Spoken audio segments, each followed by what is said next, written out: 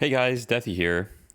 I just wanted to take a moment and talk about how to figure out your MMR in Deadlock, as well as how to analyze statistics and understand which parts of your game are a little bit more lacking or what you should be working on based on those statistics. So I just want to get this out of the way. Right now, there is no ranked mode in Deadlock. There are websites that tell you your rating.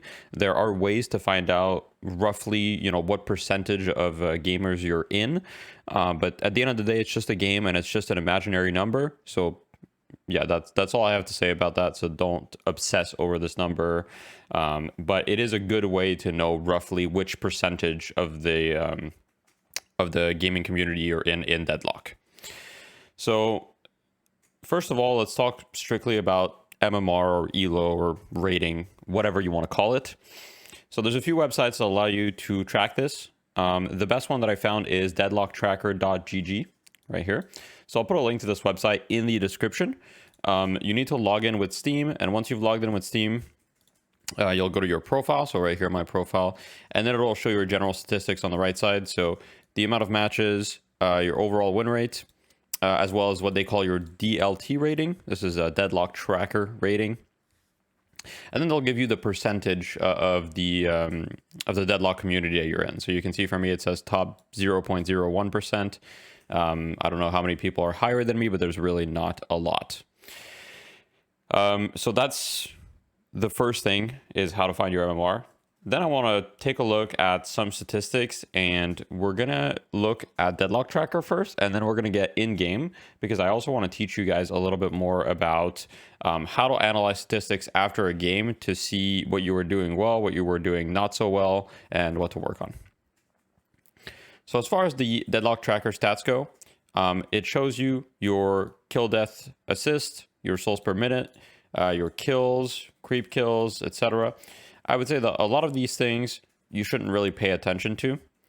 So we can actually go on a per hero basis. So if you click on view all heroes, then it'll show you your net worth per minute on that hero, your damage per minute, and all of these other stats. So let's just get it out of the way. KDA doesn't matter.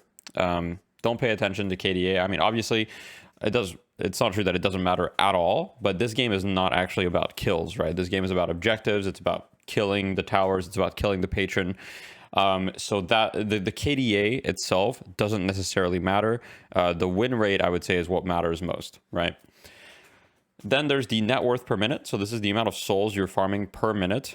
I would say that this is something fairly important. On most characters, you should be having a net worth per minute of at least 1,000 souls. If your net worth per minute is below 1,000 souls, chances are you're not farming efficiently.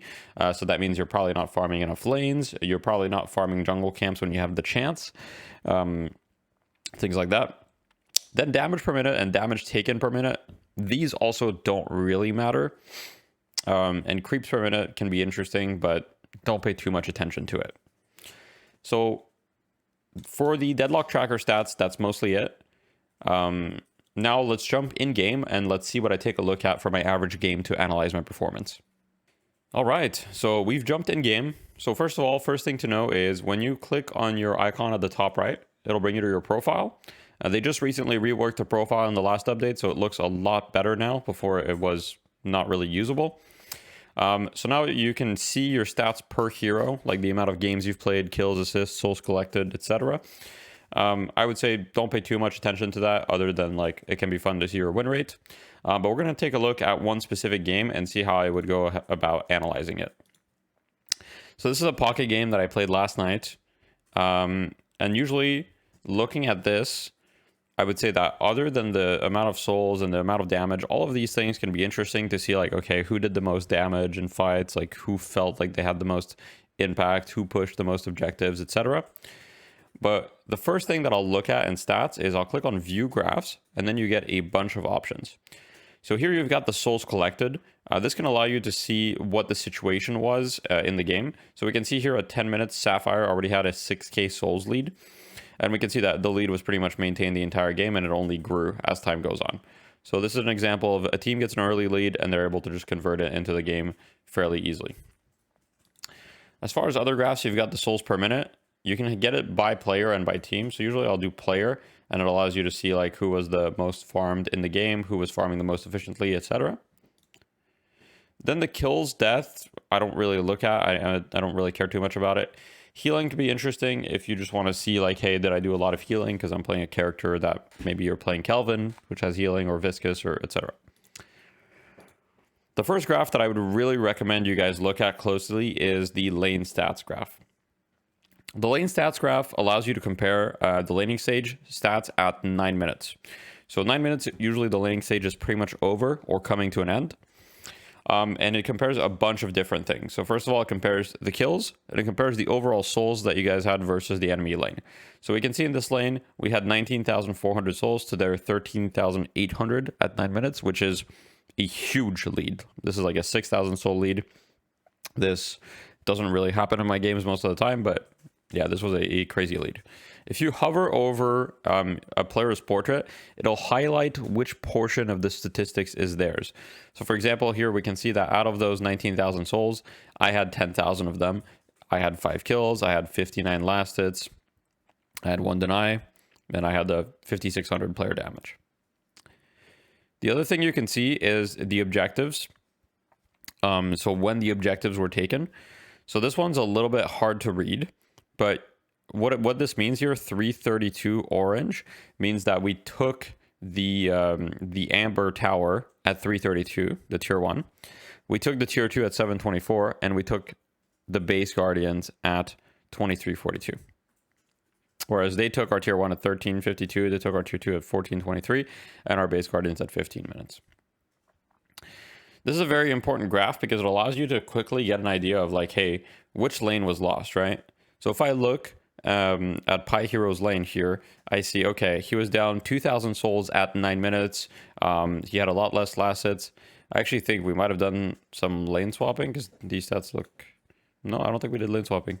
Yeah, so this was not a good lane for him. One thing to note is that if people swap lanes, these are predetermined based on the game. So if people swap lanes, it does mess things up a little bit. So you can just have a look at all the lanes, see, okay, which lanes won, which lanes lost. So here I see Pi Hero lost lane, okay. I see that this lane was pretty even in terms of souls, right? They got a lot more denies, even though Buis and Little Menace were able to get more kills and overall more player damage. These guys got 17 denies, Bananas only got 15 of those, which is the reason that the souls were pretty even. So it's just good to get an idea of like who won lane, who lost lane, and why they did. Is it a question of denies? Is it a question of player damage? Like you can see, if you look at my lane, we had more than double their player damage. This could be a matchup thing. This could just be like we were playing better. If you look at Boink's lane, he also had way more player damage than this Wraith. Things like that. Then the next thing to look at, usually, is souls by source. This is just to give you an idea of where your souls are coming from. I think this is very useful to look at for games where you were really farmed. So look at games where you did really well, you farmed well, and look at these souls by source, and it'll let you know like, hey, how did I get rich this game, right? So we can see this game, I was pretty rich. I had 35k souls at 26 minutes. That's like almost 1,400 souls per minute. That's pretty good. And so if I look at the souls by source, I almost had 15,000 souls just from troopers, then 5,800 from enemy kills, 5,400 from neutrals, 5,300 from objectives, so on and so forth.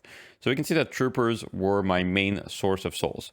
Now, if we look at a different character like 7, which tends to jungle a lot, we'll see that it'll be slightly different. A bit less souls from troopers, a bit more from neutrals, and a bit more from enemy kills.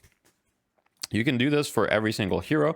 For example, Vindicta tends to get a lot more souls from enemy kills than the average hero.